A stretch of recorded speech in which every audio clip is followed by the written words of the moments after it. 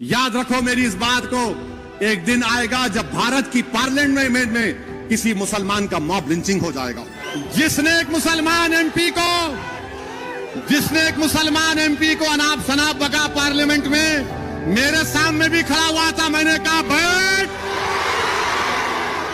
जा, मेरी जबान का मुकाबला नहीं कर सकता। और फिर हम देखते हैं कि भारत की पार्लियामेंट में एक बीजेपी का एमपी एक मुस्लिम एमपी को बकवास, गंदगी, गाली देता है। एक बात, मैंने क्या बात बोलता है। लोग कह रहे हैं नहीं पार्लियामेंट में नहीं बोलना चाहिए था। अच्छा, पार्लियामेंट में नहीं बोलना चाहिए था? बोले कि नहीं, उसकी जबान खराब थी। अच्छा, जबान खराब थी? अरे ये तो अवाम का नुमाइंदा है ना, तुमने इसको वोट डाला। जब अवाम इतने लोगों को मार रही है, जुनैद नसीर को जला रही है, नूह में घरों को 300-350 घरों को बगैर कानून के ड्यू प्रोसेस को फॉलो किए घरों को तोड़ दिए, धर्म संसद में गालियां दी जाती हैं मुसलमानों को, रेप की धमकियां दी जाती हैं, तो ये तो तुम्हारा नुमाइंदा है। उसने गालियां दी, अच्छी जबान इस्तेमाल नहीं की। उस बीजेपी के एमपी ने, अरे वो तो गोडसे की बात कर रहा था, वो नाकाबिल कबूल है। हम तो रोज सुन रहे हैं ना इनको गाली। मैं जानता हूं, मेरी उम्र 8-9 साल या 10 साल की थी। हमारा घर हैदरगुड़े में था, पुराना घर। वहां पर हर कोई आरएसएस के लोग, जब कोई जुलूस होता तो हमारे घर के पास आकर पुकारते, सलाहुद्दीन अवैसी कब्रिस्तान या पाकिस्तान। मैं और अकबर, हमारे एक ताया वहीद भाई जो बड़े ताकतवर थे, उनके साथ बैठते थे। वहीद भाई लकड़ी लेके भागते, ये 25-30 फीट छोड़ के भागते। मैं सुना हूं मेरे कानों से, आज मेरा बेटा सुन रहा है ये। मैं समझा कि शायद मेरी जिंदगी में खत्म हो जाएगा, मगर मेरी औलाद सुनेगी, आप सुनेंगे, बच्चे सुन रहे हैं। याद रखो मेरी इस बात को, एक दिन आएगा जब भारत की पार्लियामेंट में किसी मुसलमान का मॉब लिंचिंग हो जाएगा। वो दिन दूर नहीं है, वो दिन दूर नहीं है। क्योंकि हिटलर की जब हुकूमत थी, तो हिटलर की हुकूमत में लिखा जाता था, यहूदियों से बच के रहो, ये जर्मनी के लिए खतरा है। आज यहूदी लफ्ज को निकाल दो, मुसलमान लिख दो उस पर। हमारे देश के वजीर आजम, कहां गया आपका सबका साथ, सबका विकास, सबका विश्वास? अरे नरेंद्र मोदी जी, जो आपके एमपी ने मुसलमानों के बारे में जो बकवास बकी है, मेरी आपसे गुजारिश है कि उसका चैलेंज करके आप अरब ममालिक के अपने हुक्मरानों को भिजा दो, या हबीबी इस तरह का हम इससे सलूक करते देखो मुसलमानों से, बुझाओ। क्या नरेंद्र मोदी अपने एमपी की स्पीच का अरबी में ट्रांसलेट करके मोहम्मद बिन सुल्तान, मोहम्मद बिन जैद को भिजाएंगे? आप भिजाएंगे उनको? बताओ देश के वजीर आजम।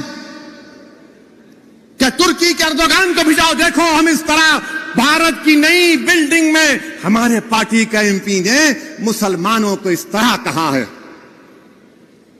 देश के वजीर आजम कुछ नहीं बोलेंगे। जुनैद नसीर मर गए, वजीर आजम मुंह नहीं खोलते। ट्रेन में 3-3 मुसलमानों को नाम पूछकर गोली मार दी गई, वजीर आजम कुछ नहीं बोलेंगे। पीटा जा रहा है, सतारा में मारा गया, कुछ नहीं। अरे सतारा में तो जो बच्चा शहीद हुआ, अरे देवेंद्र फडणवीस तुम्हारे आदमी ने जुलूस को निकाला था। तुम होम मिनिस्टर रहकर तुम्हारा आदमी सतारा की मस्जिद में घुसता है मौत को लेकर। कैसे होम मिनिस्टर हो तुम देवेंद्र फडणवीस? मगर हमारे वजीर आजम ने इस मुल्क में एक माहौल को पैदा कर दिया कि नफरत करो और राज करो, नफरत करो वोट हासिल करो, नफरत करो सत्ता हासिल करो, इस्लाम को गाली दो, जीत जाओ इलेक्शन, इस्लाम को गाली दो और प्राइम मिनिस्टर, सीएम, मिनिस्टर बन जाओ। मुसलमानों को पीटो और इख्तिदार पर आ जाओ।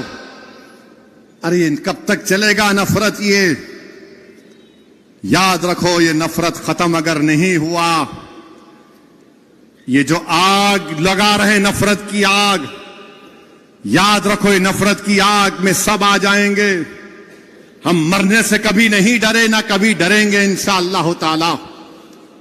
हम अल्लाह के नाम पर जीते और अल्लाह के नाम पर मरने वालों का नाम मुसलमान है। मगर इस मुल्क का क्या होगा?